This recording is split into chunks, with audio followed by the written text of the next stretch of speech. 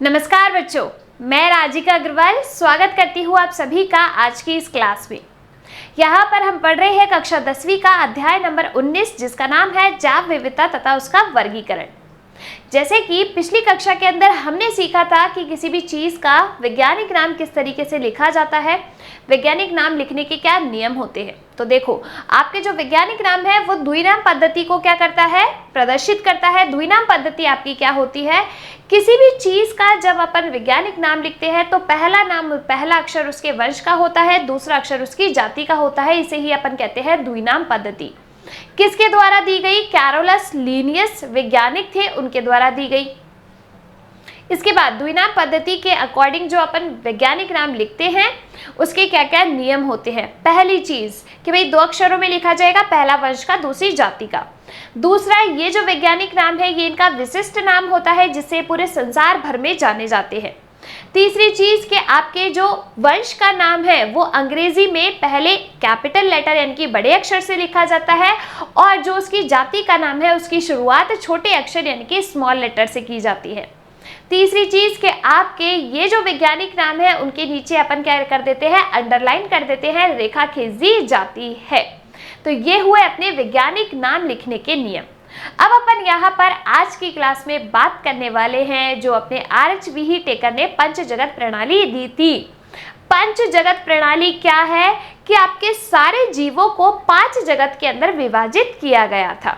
अब ये 5 जगत कौन कौन से हैं तो याद कीजिए, हमने 5 जगत पढ़े थे। कौन कौन से, किसने दिए थे भाई, VH टेकर साहब ने। कौन कौन से थे 5 जगत, तो जल्दी से याद कर लो मेरे साथ। पहला था मोनेरा, दूसरा कौन सा था, प्रोटिस्टा।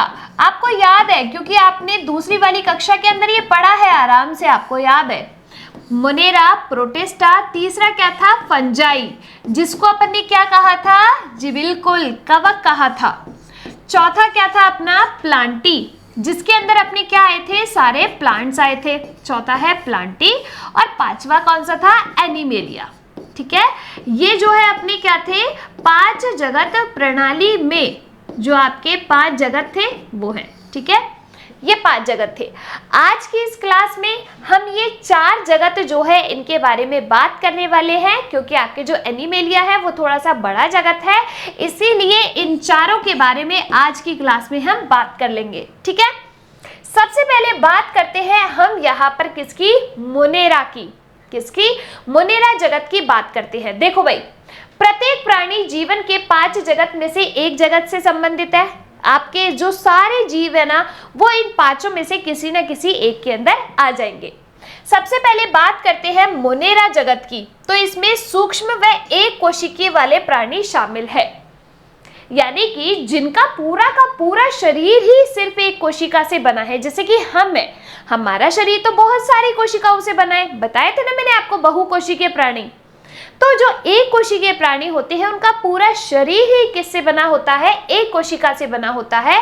वो जीव इसके अंदर आते हैं जिनकी कोशिका की दीवार तो होती है परंतु कोई सुविकसित केंद्रक नहीं होता है, यानी कि इनके अंदर कौन आते हैं, प्रोकैरियोटिक आते हैं। कौन आते हैं, क्या मैंने आपको प्रोकैरियोटिक और यूकैरियोटिक का मतलब बताया था, बिल्कुल बताया था। प्रोकैरियोटिक होते हैं जिनके पास सुविकसित केंद्रक नहीं होता, जिनकी कोशिकाओं के पास। लेकिन अगर अपन बात करें यूकैरियोटिक की तो इनकी कोशिकाओं के पास क्या होता है, सुविकसित केंद्रक होता है। जैसे कि मान लीजिए ये क्या है, एक कोशिका है, इसके पास ये क्या है, केंद्रक, तो ये क्या हुआ, यूकैरियोटिक। अगर यही केंद्रक सुविकसित नहीं हो तो ये होंगे आपके प्रोकैरियोटिक। तो मोनेरा के अंदर कौन आते हैं, आपके प्रोकैरियोटिक, जिनके पास एक सुविकसित केंद्रक नहीं होता है। क्या याद रखेंगे, जितने भी आपके बैक्टीरिया हैं यानी कि जीवाणु हैं वो किसके अंदर आएंगे, इस मोनेरा के अंदर आएंगे। आई बात समझ में, चलिए अब अपन बात करते हैं यहाँ पर दूसरे जगत की, जिसे अपन ने क्या कहा, प्रोटिस्टा। इसमें मात्र एक कोशिका वाले प्राणी जिनका सुविकसित केंद्रक होता है। देखो दोनों में क्या फर्क था, उसमें भी एक कोशिका वाले प्राणी थे, इसमें भी एक कोशिका वाले प्राणी हैं, लेकिन उसमें सुविकसित केंद्रक नहीं था, यानी कि प्रोकैरियोटिक थे। यहाँ पर क्या होगा, इनके पास सुविकसित केंद्रक होगा, यानी कि ये क्या है, यूकैरियोटिक है। ठीक है, जैसे कि आपके अमीबा है, मलेरिया है, फैलाने वाला परजीवी।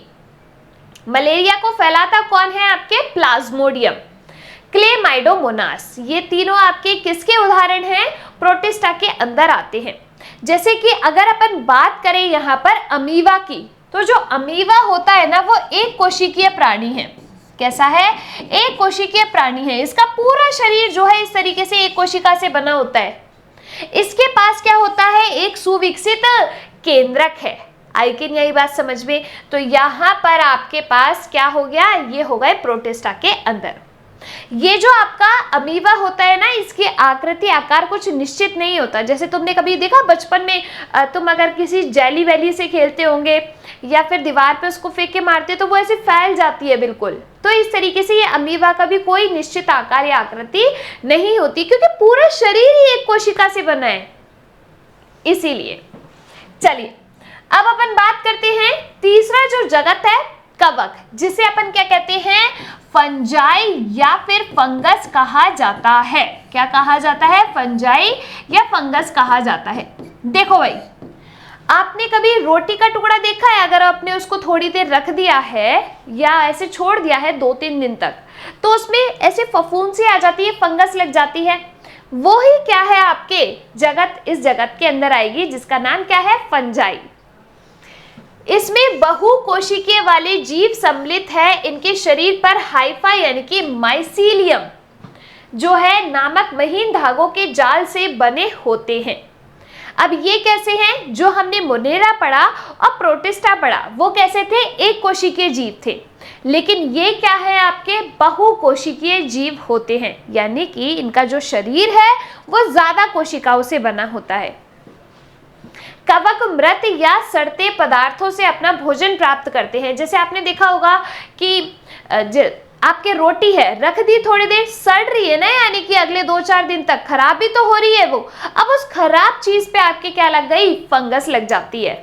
अब ऐसे मान लीजिए कोई सड़ी गली पत्तियां हैं या फिर कुछ कोई भी ऐसी चीज है जो खराब हो गई है, सड़ गई है या मर गई है, कोई भी जानवर मर गया है, तो उस पे क्या लग जाती है, फंगस लग जाती है, जिसे अपन कहते हैं कवक।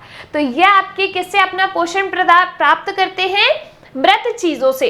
इसीलिए जो फंगस होती है वो आपकी क्या है, मृत पोषी है। मृत पोषी का मतलब होता है जो मरी हुई चीजों से या सड़े गले पदार्थों से अपना भोजन प्राप्त करे, उनको अपन कहते हैं मृत पोषी। जैसे कि आपके उदाहरण है खुम्बी, खमीर, ईस्ट, डबल रोटी, फफूंद। ठीक है, अब देखो बात करें, देखो यहाँ पर किसकी, यहाँ पर ये जो है आपका मशरूम है। ये क्या है, मशरूम। शायद इसको गांव की लैंग्वेज में ये भी कहते हैं कि ये सांप की टोपी है, कुछ ऐसा कहते हैं, मैंने सुना था किसी के मुंह से। तो ये जो है ये भी आपका कवक है, इसको हम खाते हैं। अगर आपने देखा होगा कि बहुत से लोग अपने खान पान में इस जो मशरूम है, ये फंगस है, इसको काम में लेते हैं, अपने खान पान में चीज़ों में डालते हैं, पनीर के साथ बना रहे हैं, इसकी ग्रेवी बना के इसकी सब्जी बना रहे हैं। तो ये सब क्या है, आपके कवक के अंदर आते हैं। आगे देखिए यहाँ पर, अब अपना चौथा जो जगत है वो आ जाता है। चौथा जगत कौन सा है, अपना पादप जगत, जिसे अपन ने क्या नाम दिया था, प्लांटी नाम दिया था। क्या नाम दिया, प्लांटी नाम दिया। ठीक है, चौथा जगत। इसके अंदर कौन कौन आते हैं, एल्गी, ब्रायोफाइटा, टेरिडोफाइटा, स्पर्मेटोफाइटा, जिसमें आपके 2 आएंगे, जिम्नोस्पर्म और एंजियोस्पर्म। देखिए, जब हम विकास के बारे में पढ़ते हैं, विकास से क्या मतलब है यहाँ पर कि आपके जैसे जैसे हम विकसित हुए, हमें पता है ना कि हम किस किस तरीके से विकसित हुए होंगे। जैसे हमारे पूर्वज क्या थे, बंदर थे, और कोई ऐसे जो है आपके बंदर थे, कपी थे, आदि मानव थे, उनसे हम विकसित हुए हैं। ऐसे ही आपके जो प्लांट होते हैं वो भी पहले किसी पूर्वज से ही तो विकसित हुए होंगे। ऐसा तो नहीं है ना डायरेक्ट कि फूल वाले प्लांट यानी कि पादप जो है वो उगने लग गए, ऐसा नहीं है। पहले दूसरे तरह के जो पादप थे वो उपस्थित थे, उनसे धीरे धीरे विकास हुआ। तो जो अब के टाइम पे हमें पेड़ पौधे मिलते हैं जिनमें आपके पुष्प आते हैं, उन्हें अपन क्या कहते हैं, एंजियोस्पर्म कहा जाता है।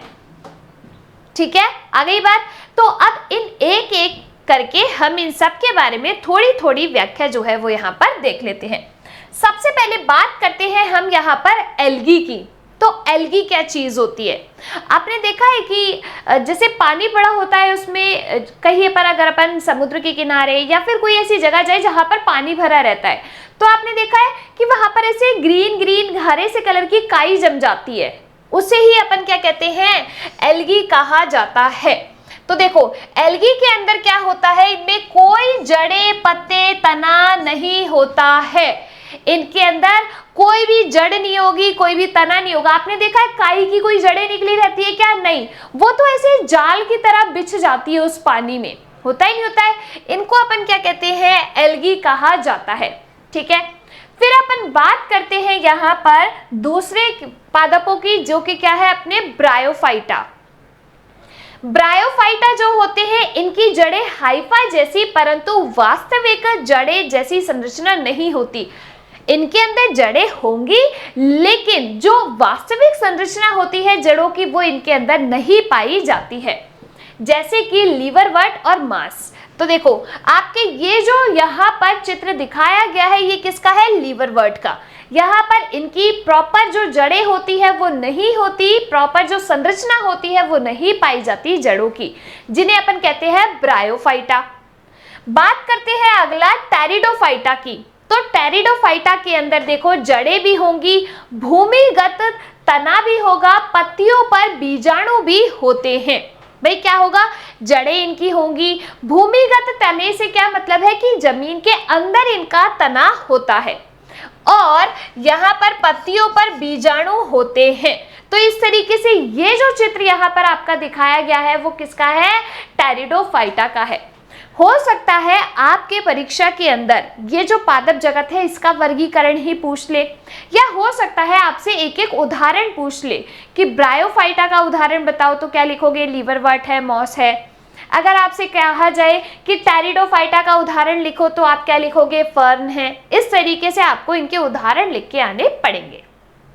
ठीक है, चलिए अगला जो है टेरिडोफाइटा के बाद अपने क्या आते हैं? स्पर्मेटोफाइटा, जिसके अंदर आपके जिम्नोस्पर्म और एंजियोस्पर्म आएंगे। ठीक है, तो देखो आपके बीजधारी पौधे होते हैं कौन? स्पर्मेटोफाइटा। बीजधारी पौधे यानी कि अब धीरे धीरे पादप जो है वो विकसित हो गए हैं, एल्गी से ब्रायोफाइटा आ गए हैं, ब्रायोफाइटा से टेरिडोफाइटा आ गए हैं, टेरिडोफाइटा से फिर स्पर्मेटोफाइटा आ रहे हैं, जिसमें क्या हुआ कि बीज बनने लग गया। बीज बनेगा यानी कि इनके अंदर क्या होगा? लैंगिक प्रजनन होगा। ठीक है, तो यहाँ पर बीजधारी पौधे कौन है? आपके स्पर्मेटोफाइटा, यानी कि इनके पास बीज होते हैं। देखिए यहाँ पर बात करते हैं स्पर्मेटोफाइटा के अंदर अपने दो है, जिम्नोस्पर्म और एंजियोस्पर्म। तो जिम्नोस्पर्म में क्या होता है कि यहाँ पर जिम्नोस्पर्म के पास पुष्प नहीं होते हैं, जबकि जो एंजियोस्पर्म है जिनके पास क्या होते हैं? आपके पुष्प होते हैं, क्योंकि एक पुष्प ही के अंदर ही तो अपना जो नर जनन अंग है और मादा जनन अंग है वो पाया जाता है, तभी तो पुष्प में यानी कि उन जो पौधे हैं, पादप है, उनके अंदर क्या होगा? लैंगिक जनन होगा। आई बात समझ में? तो देखो कोई पुष्प नहीं, नग्न बीज होते हैं, यानी कि ये जो होते हैं वो क्या होते हैं? अनावृत बीजी पौधे होते हैं। इनका दूसरा नाम क्या होता है? अनावृत बीजी नाम इनको यहाँ पर दिया गया है। क्या नाम दिया गया है? अनावृत बीजी, यानी कि इनके बीज के ऊपर आवरण नहीं होता, अनावृत होते हैं। ठीक है, और फल के अंदर में उदाहरण जैसे कि देवदार, जूनिपर।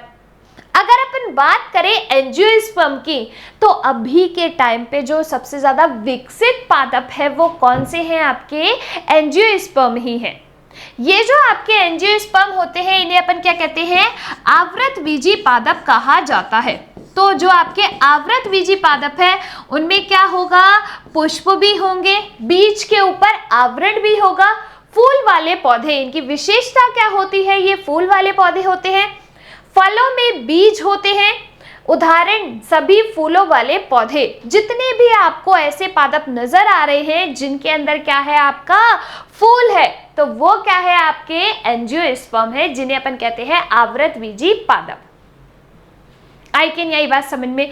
तो यहाँ पर अपन ने जो व्हीटेकर साहब ने पंच जगत प्रणाली दी थी उसमें से 4 जगत अपन पढ़ चुके हैं। कौन कौन से? पहला है अपना मोनेरा, दूसरा है अपना प्रोटिस्टा, तीसरा है अपना फंजाई, चौथा है आपका प्लांटी यानी कि पादप जगत, और 5वां कौन सा है अपना एनिमेलिया। बात करते हैं सबसे पहले मोनेरा के अंदर कौन आते हैं, तो आपके एक कोशिकीय जीव जो है मोनेरा के अंदर आते हैं। इनके पास सुविकसित केंद्रक नहीं होता है। उदाहरण क्या है इसका? बैक्टीरिया। दूसरा आपका आता है प्रोटिस्टा। प्रोटिस्टा के अंदर क्या होगा? एक कोशिकीय जीव आएंगे लेकिन इनके पास सुविकसित केंद्रक होता है, जैसे कि आपका अमीबा है, प्लाज्मोडियम है।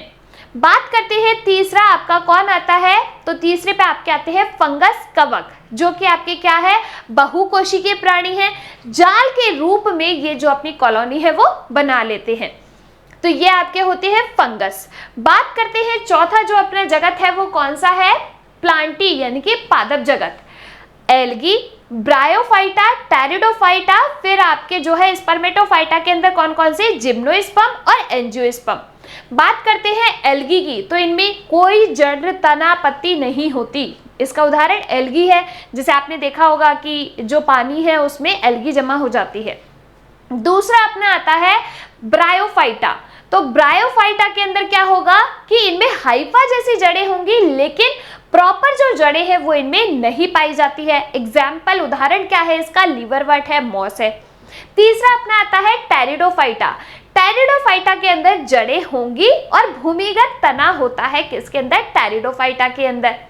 बात करते हैं इसमें उदाहरण की, तो फर्न इसका उदाहरण है।